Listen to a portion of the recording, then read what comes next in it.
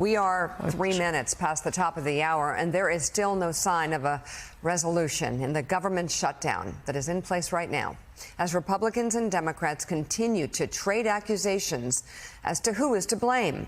Votes on a funding bill are scheduled to resume in the Senate this afternoon, following a break yesterday.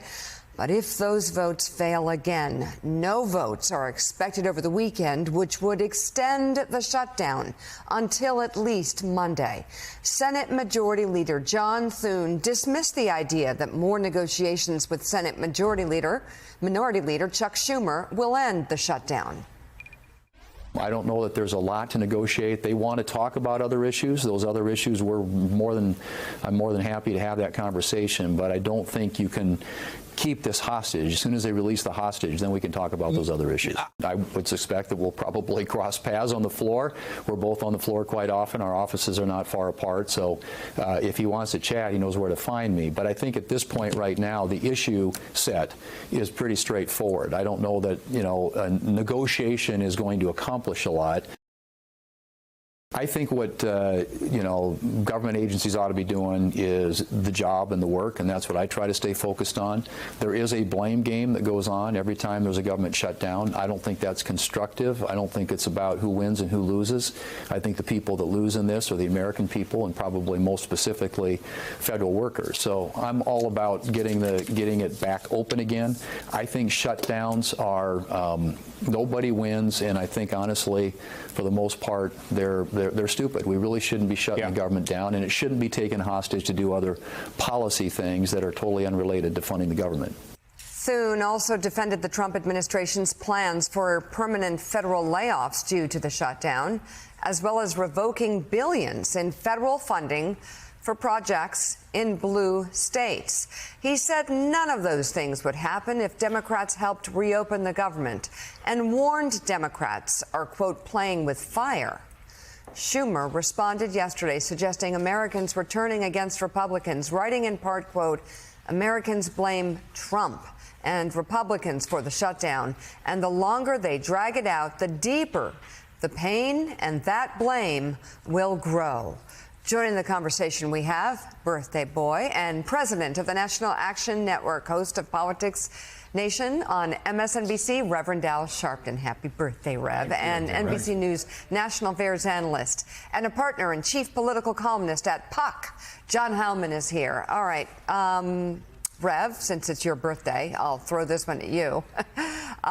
Who's really, at this point, in jeopardy of losing this game of chicken in this government shutdown? Because Republicans and President Trump are threatening to fire people if this with the opportunity that they can take during the shutdown.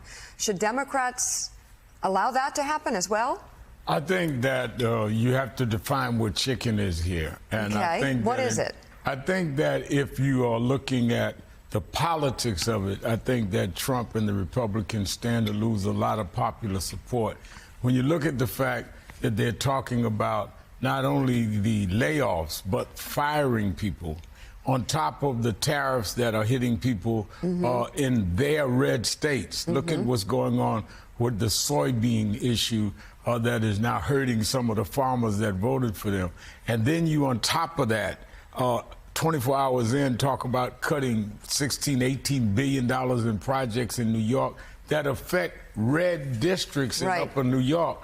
I think they lose the popular vote. I think the problem Democrats have is, does it look like they're just being obstructionist and insensitive? I know. So I think the balance is hard to really gather, but I think right now the Republicans, by overplaying their hand, are beginning to lose a lot of public support. John Heilemann, what do you see happening here? Because I also see if the Democrats hold and shutdown continues, people go from layoff or furloughs to being fired, and the ramifications of the Republicans' bills go through. I mean, they have a way with their messaging of blaming it on the Democrats, even if it's not their proposals or their actions. I think there's a... How best to frame, I guess, who owns what? Right. I think that, to Rev's point, I do think that Russ Vote right now and Donald Trump's embrace of Russ Vote are the best friends Democrats have in a lot of ways. If Republicans stuck to the message, which is, hey, policy shouldn't be litigated in this way. We're not going to negotiate with terrorists effectively, which is the position that when you were in their side of any government shutdown, that's the kind of argument that you use. Yeah. That would be a strong place to be. I do think this very public notion of we're going to fire people over this and be punitive and be vindictive over it and try to advance our own policy agenda in this moment of crisis is a weak position to be in, and it reinforces an existing narrative about Trump and Republicans, which is we saw Doge. Doge was not popular the first time around. The notion of Elon Musk with a chainsaw was considered a political victory for Democrats, and that was the issue that Democrats were going to use. This is Rust vote effectively taking the chainsaw out again, and I don't think that is a thing that helps the Republican cause. And I think they're weakening their own cause purely in the political context. You are starting to see Democrats, though. One of the problems Democrats have in these situations is steadfastness and unity. And you're starting to see, whether it's in the form of Jeanne Shaheen or others who are kind of going around trying to talk about how we're going to make a deal. Let's make a deal. The idea that Democrats are going to stick to their guns on this for the long haul, have the kind of resolute conviction on this. I can see Democrats starting to crack relatively soon. You've already seen, obviously, 2 Democrats and 1 independent, Angus King, in the Senate vote to keep the government open. It only takes 4 more to split off, and I can imagine very quickly 4 Democrats starting to look at the politics of this and think that they're going to have to break away. So, a few senior Democrats I talked to this week, Heilman, predicted this might only last a few more days or a week or so before a few more just feel like they have to give into the pressure and move forward.